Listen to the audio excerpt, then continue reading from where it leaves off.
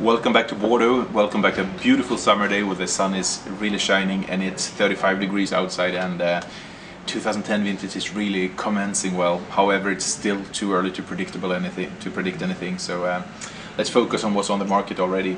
I'm going back to taste a few wines from Saint-Emilion because I think this was a really successful vintage both in 07 and 08, and regardless what people have to say about 07, I must still say that I do like the wines for the refinement, for the purity of fruit and finesse, and winemakers who did a serious amount of work, they did some marvelous wines.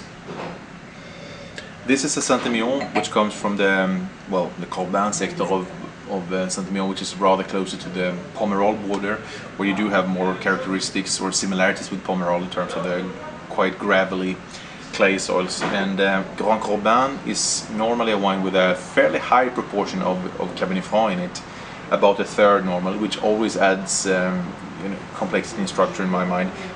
Always with the great Saint-Emilion, I do adore them when you have an important amount of Cabernet Franc inside. It's still a bit shy on the nose, this one. It's still a bit closed, a bit youthful, but it's showing a great deal of refinement with some floral notes, hints of violet spices and wild berries. It's something I always say in Saint-Emilion because I think it's the best description in terms of fruit anyway. But it's still youthful with an emphasis on youth and on fruitiness.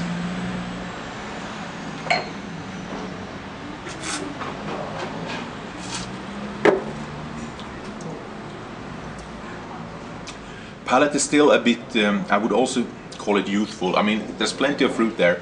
Very nice fruit with good crunchy dark berries. We do have some hints of cassis and a fair amount of spiciness on the finish.